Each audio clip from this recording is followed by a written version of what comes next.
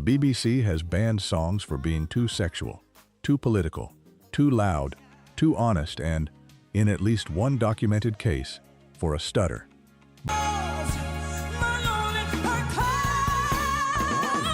But for every record British radio said no to, there's a story of what happened next. 12 American R&B artists and records that British broadcasting either banned outright, sanitized beyond recognition, or simply refused to playlist.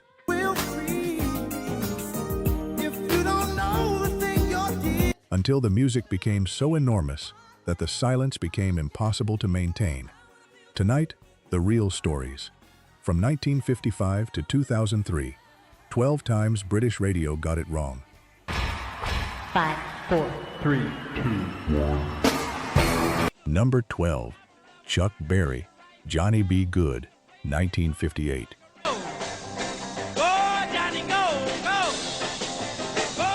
Chuck Berry is the most important figure in the history of rock and roll. That is not a contested claim. The guitar riff that opens Johnny Be Good, recorded at Chess Records in Chicago in early 1958, is arguably the most recognizable instrumental sequence in the history of popular music.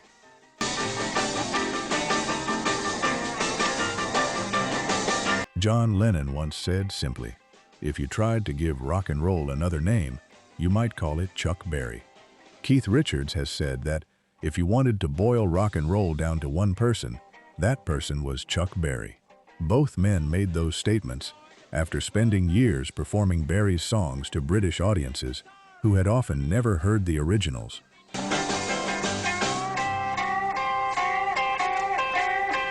That is the specific and extraordinary thing about Chuck Berry's relationship with the United Kingdom. The BBC's deeply conservative programming approach in the late 1950s made it functionally impossible for raw American rock and roll and R&B to receive significant British airplay.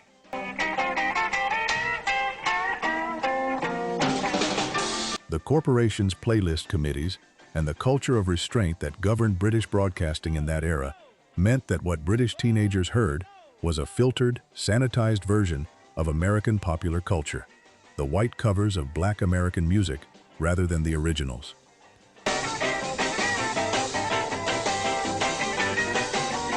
It took the British invasion, the Rolling Stones covering Berry's songs, the Beatles covering Berry's songs, both bands publicly crediting him and effectively acting as his promotional machine, to fully introduce Berry to the British audience he should have had in 1958.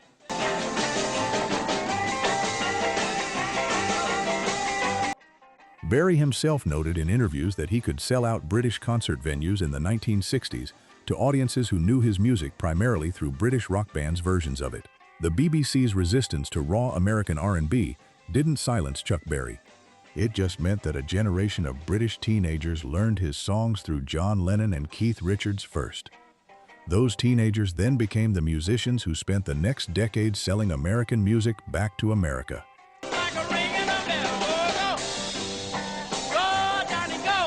Number 11, Little Richard, Tutti Frutti, 1955.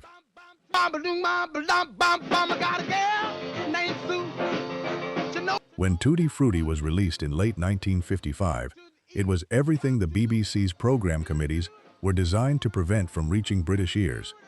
The tempo was too fast, the vocal delivery was too wild, the energy was too physical. The sound, that opening, a wop bop a loo mop, was, by the BBC's institutional judgment, yes, indeed. Boy, you don't know what you do to me. Not music in any recognizable sense of the word the corporation had been using since the 1930s. So British radio largely played Pat Boone's version instead. Pat Boone, a white singer from Nashville with a smooth, unthreatening tenor, had recorded a cleaned-up cover of Tutti Frutti for Dot Records.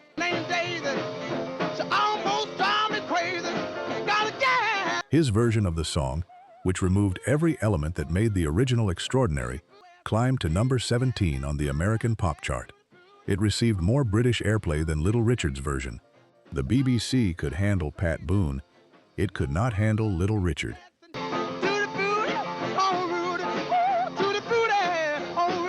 Here is the fact that makes this story most vivid.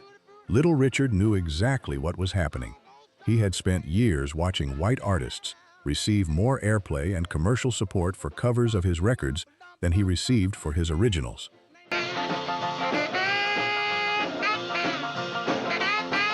He has spoken about this in interviews throughout his career. The awareness that the recording industry and the broadcasting infrastructure had been built around a set of preferences that were not neutral, and that the most radical thing about his music was not the piano or the tempo, but the specific person attached to it. The irony is complete.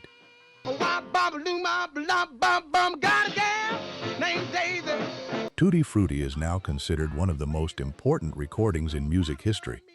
It is in the Grammy Hall of Fame. It was included on Rolling Stone's 500 Greatest Songs of All Time. Pat Boone's version is remembered primarily as a historical footnote about cultural appropriation, and British radio's preference for the safer, whiter version of a Black American original is a template that repeated itself across the following decade so many times it became the defining pattern of the era.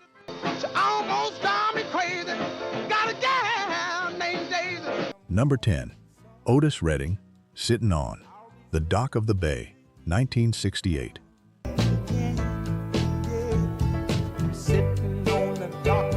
Otis Redding arrived at the 1967 Monterey Pop Festival on a Saturday night, performing for an audience that was largely white and largely unfamiliar with his work. The rock festival crowd had come primarily for Jefferson Airplane, The Who, and Jimi Hendrix.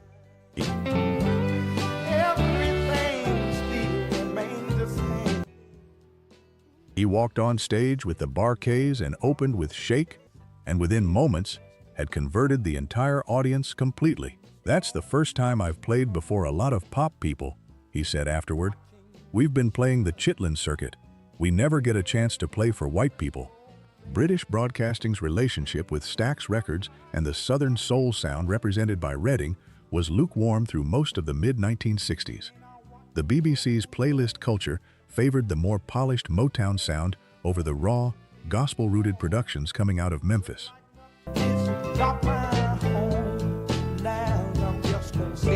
Redding had UK fans, passionate ones, but the institutional support of British radio never matched what his recordings deserved. Sittin' On, The Dock of the Bay was the last song Redding completed before his death in a plane crash in December 1967.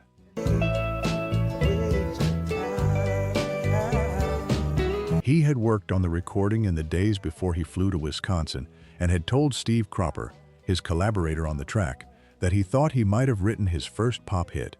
He was right. Released posthumously in January 1968,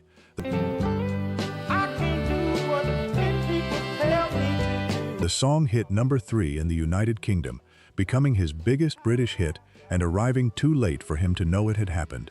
His death changed how British radio heard him. The industry and broadcasting system that had been slow to fully champion him while he was alive suddenly recognized, in the specific silence of his absence, what they had been insufficient in celebrating.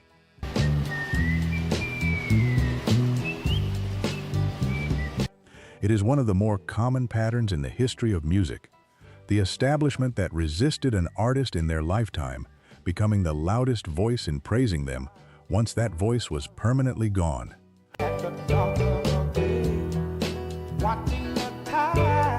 If you're locked into this one, most people scrolling past these songs have no idea what it took to make them. We digs that history back up, one record at a time. The subscribe button costs nothing, and it means you won't miss the next one. Number 9. James Brown, Sex Machine, 1970.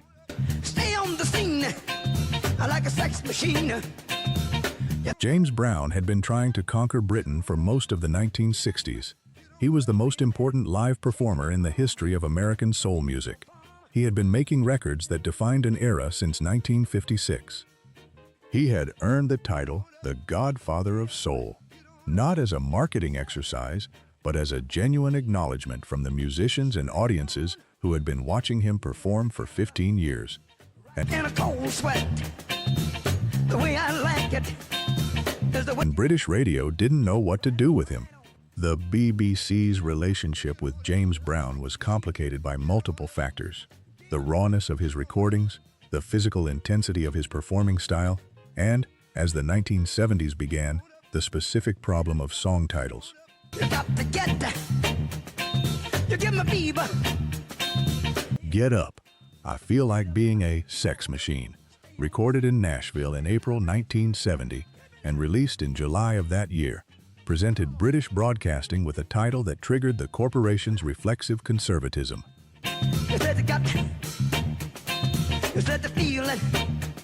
The word sex in a song title was enough to place a record in a different category of consideration. And yet the British public, specifically the black British community and the working-class audiences who had discovered Brown through the club circuit and the limited airplay that did reach them, understood immediately what James Brown was. He was the hardest working man in show business. Get up, get on up, Bobby. Should I take him to the bridge? Go ahead. He was the person who had codified funk as a musical language. He was the performer who showed every subsequent generation what total commitment on a stage looked like. Brown toured Britain consistently and built a devoted following through live performance rather than radio. Get up, get on up, get up, get on up. His music spread through clubs, through jukeboxes, through the specific word-of-mouth infrastructure that operates when the official broadcasting system isn't doing its job. Get on up, get up, get on up. You said. Sex Machine eventually became one of the most sampled, most recognized recordings in the history of popular music. The BBC eventually played it. They always do, once the argument is already settled. I got mine, dig it. He's got his. Number 8, Donna Summer, Love to Love You Baby, 1975.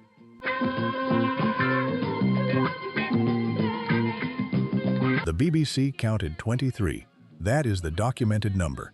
23 simulated moments of sexual ecstasy that corporation censors tallied in Donna Summer's Love to Love You Baby.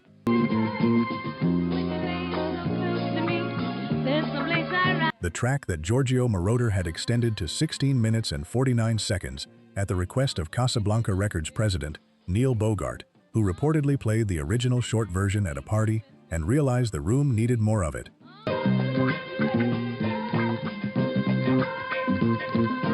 The BBC banned Love to Love You Baby outright. The reasoning was explicit content, and here is the specific detail that makes the ban feel almost comically inadequate.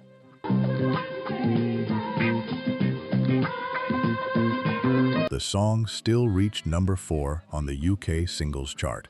Number 4, a record that BBC Radio would not play, climbed to number 4 in the United Kingdom because British club culture, independent radio, and a public that had heard the music through other channels had already made up its mind.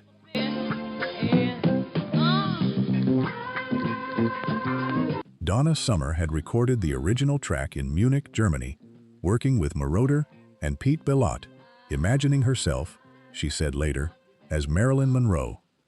The studio lights were dimmed. The BBC later said it counted exactly 23 orgasmic sounds. The exact number mattered to the censors in a way that did not appear to matter at all to the 4 million British people who bought the record anyway.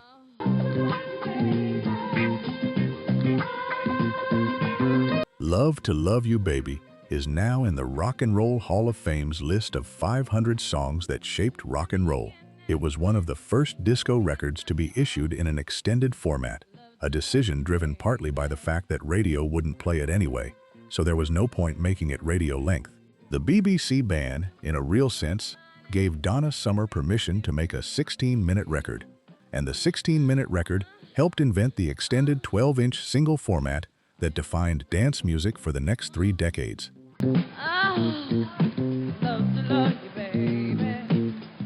Number 7, Marvin Gaye, Sexual Healing, 1982.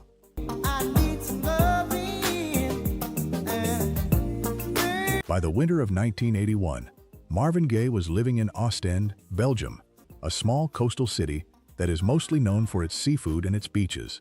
He had fled the United States to escape the IRS, which was pursuing him for over $5 million in unpaid taxes. honey, whenever blue teardrops are falling. He was recovering from cocaine addiction. He was processing 2 collapsed marriages. He had recently been dropped from Motown after decades as the label's most artistically important and financially troubled star. He had not had a significant hit since Got to Give It Up in 1977, 5 years earlier. We'll see if you don't know the thing you're dealing. By any commercial measure, his career was functionally over. In Belgium, in a small studio, Gaye recorded Sexual Healing.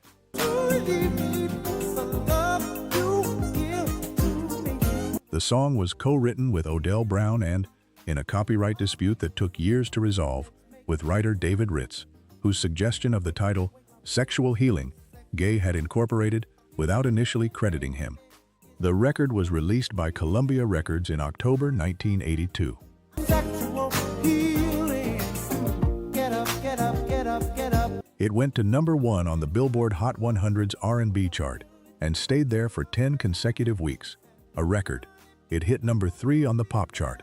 It won Gaye the first 2 Grammy Awards of his career. It went to #4 in the United Kingdom. Oh, I can tell you, darling, that it's And on BBC Radio 1, DJs were instructed to refer to the song without saying the word sexual. The title had to be announced as Healing alone, or the song had to be described obliquely.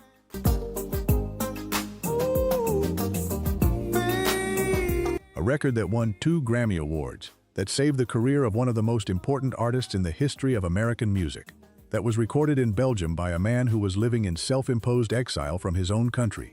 I need some loving. That record, in Britain, had to be played without its first word. Marvin Gaye died 14 months after Sexual Healing was released. He never received the tax debt relief, never received the healing the song described. The song still plays, and British radio eventually learned to say its name.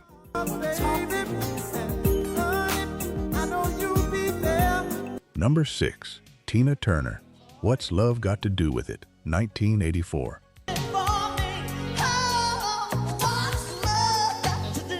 In July 1976, Tina Turner had left Ike Turner with 36 cents and a mobile gas card. She was 36 years old. Her name, the name Ike had given her, the name she had negotiated to keep when she accepted no financial settlement whatsoever, was all she took from nearly 2 decades of career.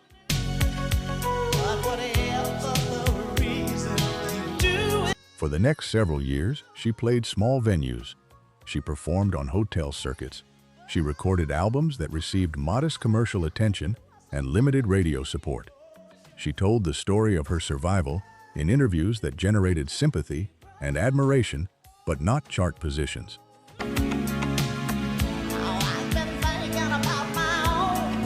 By the early 1980s, the British music industry's general assessment of Tina Turner was that she was a legacy act, a remarkable performer from a previous era with an extraordinary back catalog and an uncertain commercial future. Then Capitol Records A&R man John Carter heard her demo of What's Love Got to Do With It?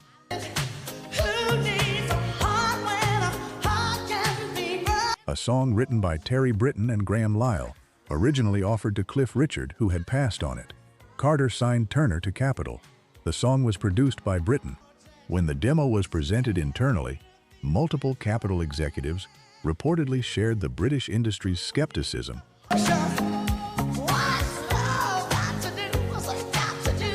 about whether a 44-year-old woman with no recent commercial track record could have a mainstream pop hit.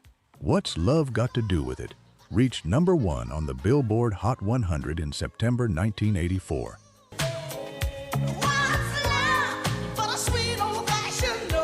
It reached #3 in the United Kingdom. It won Tina Turner 3 Grammy Awards. It became the commercial foundation of a solo career that produced over 100 million album sales globally.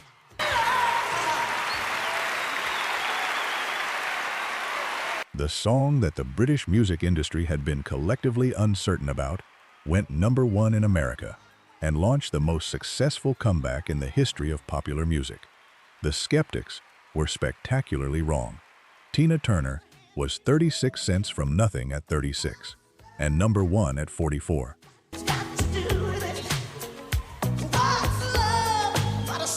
Number 5, Prince, When Doves Cry, 1984.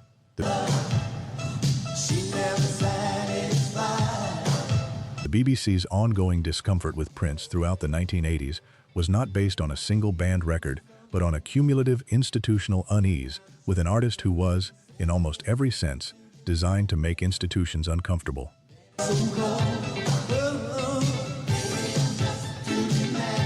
His visual presentation defied gender categories. His lyrics were explicitly sexual. His performances were physically confrontational. His relationship with conventional pop radio, American and British, was one of perpetual tension between his enormous commercial appeal and his absolutely consistent refusal to make himself easier to handle.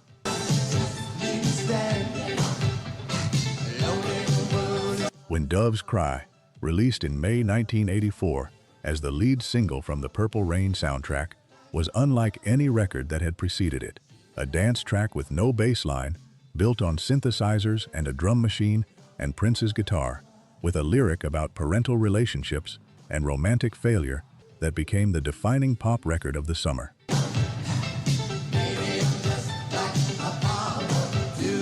It went to number 1 on the Billboard Hot 100 and spent 5 weeks there. It reached number 4 in the United Kingdom, despite the BBC's historically cautious relationship with Prince's catalog.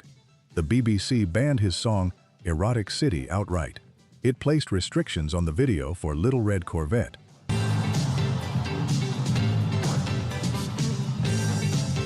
The institutional resistance to Prince's content had been a recurring feature of his British broadcasting history since his emergence in 1981.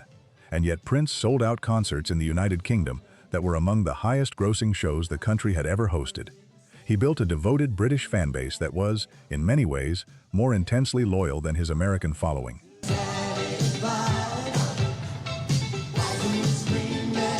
The gap between what British radio was willing to play and what the British public was willing to embrace was, in Prince's case, measurably enormous.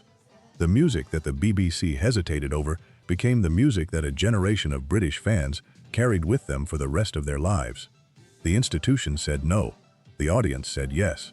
The audience won.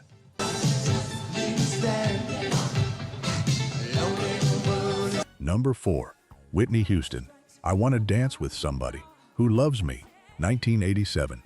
Whitney Houston was 23 years old when I Want to Dance with Somebody was released in the spring of 1987.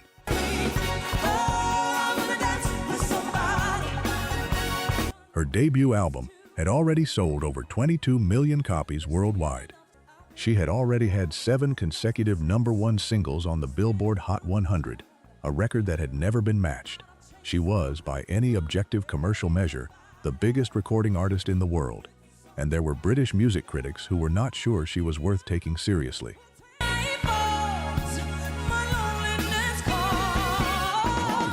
The British music press of the mid-1980s had developed a specific snobbery around what they considered to be overproduced American pop. Too polished, too commercial, too lacking in the rough edges and authenticity that the critics associated with genuine artistry. Houston's voice was extraordinary. Nobody serious disputed that.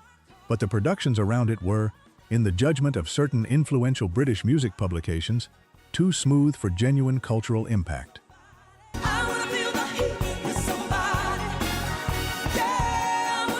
I Want to Dance with Somebody was co-written by George Merrill and Shannon Rubicam, the same songwriting team who had written her earlier hit, How Will I Know? Narada Michael Walden produced it with the same full, glossy, high-energy sonic architecture that characterized Houston's commercial peak.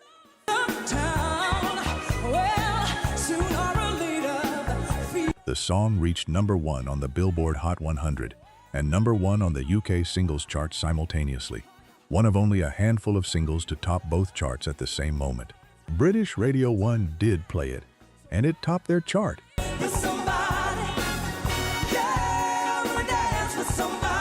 But the critical infrastructure that surrounds British pop culture had spent years constructing a framework in which Whitney Houston represented something that wasn't serious.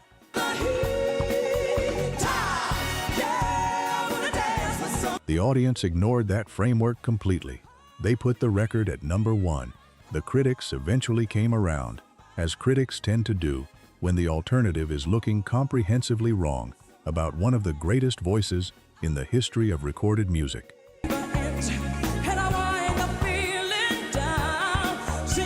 Number 3. Janet Jackson, Rhythm Nation, 1989.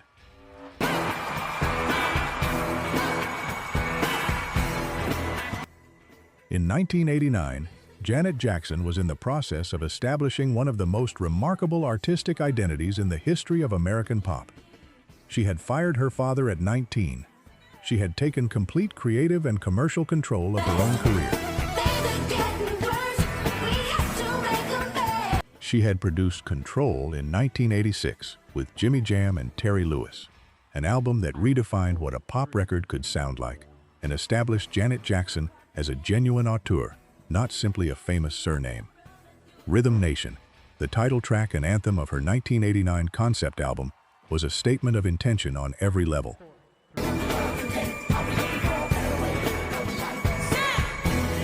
The production, the choreography, the political content, the visual aesthetic, all of it worked together to create something that operated simultaneously as pop entertainment and as a considered piece of social commentary about inequality, education, and collective responsibility.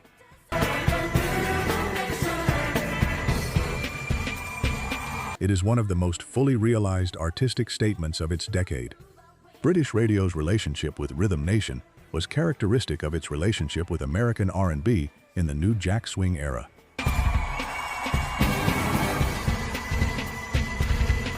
A mixture of genuine enthusiasm from individual DJs and institutional uncertainty about how to categorize and prioritize music that was simultaneously too commercial for specialist channels and too sonically aggressive for mainstream daytime play.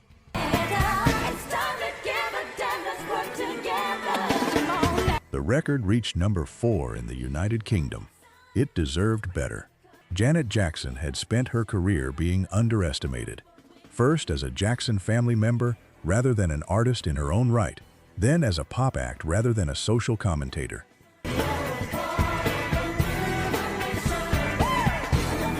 Every time the industry or the critical infrastructure placed a ceiling on her ambitions, she produced the work that made the ceiling irrelevant.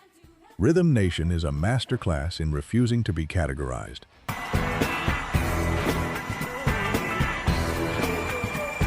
British radio eventually played it. Janet Jackson eventually became one of the best-selling artists of all time. Both outcomes were always inevitable. 5, 4, 3, 2, 1. Number 2, Missy Elliott, Get 'Er Freak On, 2001.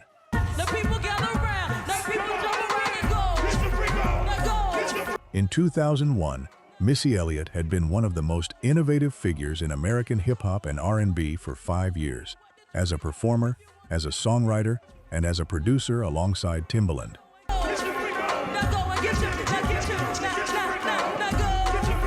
She had written and produced hits for Aaliyah, for SWV, for Beyoncé, for Whitney Houston, for a list of artists that reads like a catalog of the most important black female voices in American music.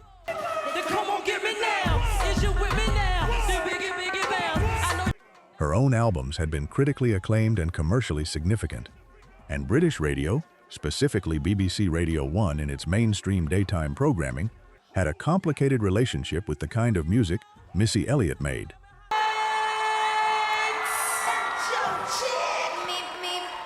The hip-hop adjacent, production-forward, rhythmically adventurous sound that defined her work sat at the edges of what Radio 1's format comfortably accommodated for much of the late 1990s and early 2000s.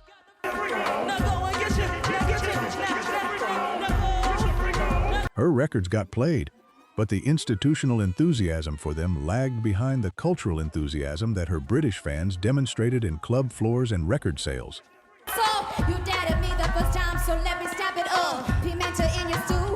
Get 'Er Freak On changed the calculus. The Bhangra-influenced production, a tabla loop and a dole beat, providing the rhythmic foundation for what became one of the most immediately identifiable sonic signatures in early 2000s pop.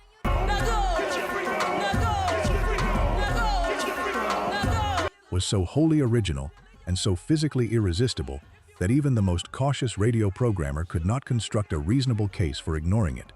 The record reached number 4 in the United Kingdom. You did the way the people gather around, the people jump around and go. It entered music history. Missy Elliott entered the Rock and Roll Hall of Fame in 2023, the first female rapper to be inducted. Who's that? People you know, me and Timberland. British radio eventually figured out what American hip-hop and R&B had known for years. Missy Elliott was one of the most important creative minds of her generation. The journey to that acknowledgement just took longer than it should have.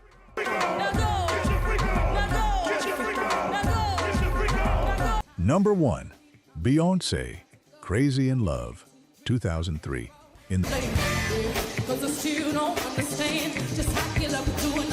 the summer of 2003, BBC Radio 1 had a playlist system, A-list, B-list, C-list, that determined which songs received the most airplay.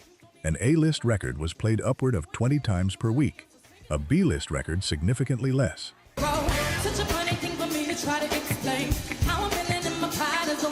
And in the weeks following the release of Crazy in Love, Beyoncé's solo debut single, featuring Jay-Z, built on a horn sample from the Chi Lights' 1970 recording, Are You My Woman? Tell Me So, the record took time to climb to the A-list.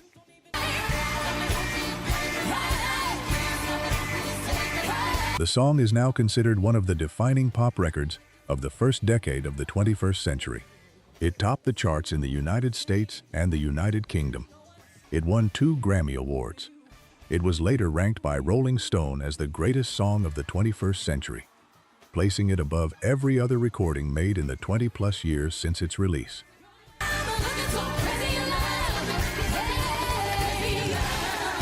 A record that BBC Radio 1 was initially cautious about is now officially the most celebrated pop song of its era.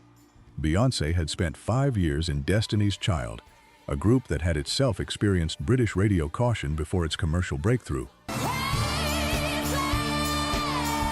She had watched the institution that was supposed to champion popular music, sometimes champion it selectively, sometimes hesitantly, sometimes only after the audience had already made the decision irrelevant.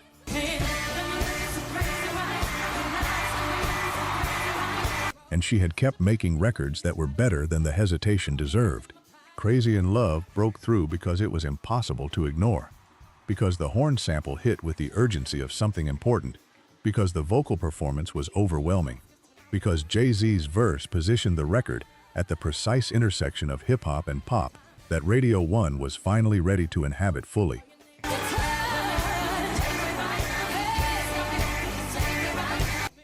The institution caught up.